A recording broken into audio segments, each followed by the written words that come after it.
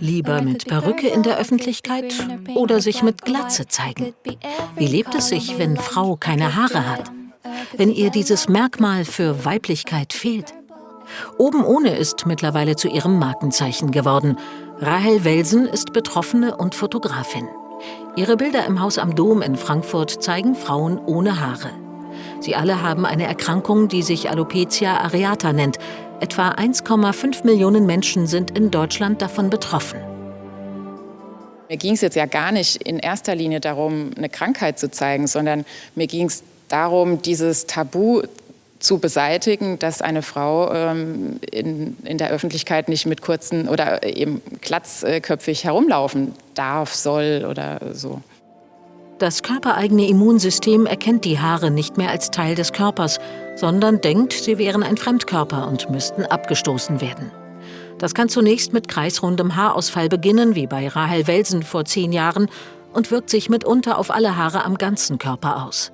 Noch kann keine Therapie ursächlich heilen. Glatze zeigen ist der provokante Titel ihres Projekts. Schon 2017 hat sie 21 Frauen porträtiert und festgestellt: Glatzköpfige Frauen sind natürlich genauso unterschiedlich wie alle anderen Menschen auch. Und das Einzige, was wir halt haben, ist eben, was wir nicht haben, sind eben diese Haare. Und jede geht anders damit auch um, also völlig unterschiedlich. Auch Kirsten Schmatke hat sich porträtieren lassen. Aber in der Öffentlichkeit trägt sie lieber Perücke. Da bin ich einfach so normal wie alle, sage ich mal. Ich werde nicht von Augen bedrängt oder irgendwie angesprochen oder mitleidig angeschaut. Und meine Freunde und Bekannten oder auch hier das Umfeld kennt mich einfach ohne. Und ich lebe beides, sage ich mal. Bei der heute 61-Jährigen aus Nordhessen hat der Haarausfall mit 11 Jahren angefangen. Kinder sind ehrlich direkt. Da wird mal gemobbt, da wird getuschelt, mit dem Finger gezeigt, geredet.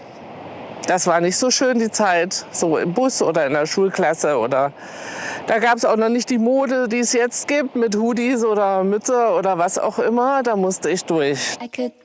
Die 58-jährige Ulrike Weber ist Altenpflegerin, verheiratet, hat 4 erwachsene Söhne und Enkelkinder. Auch sie leidet unter Alopecia. Es wurde immer weniger.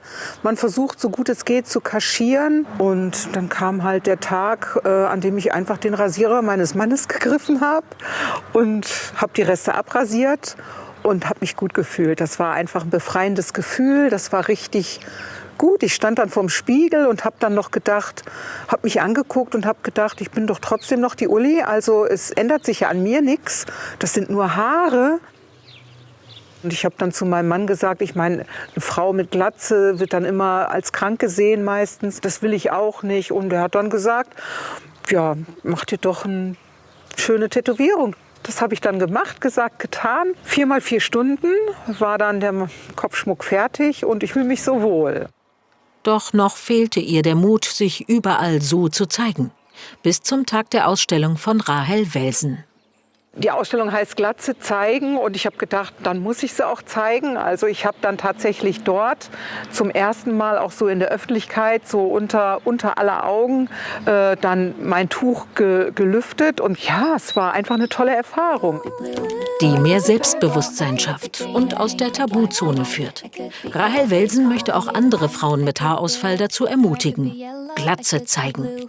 Or I could be purple, I could be green or pink or black or white. I could be every color you like.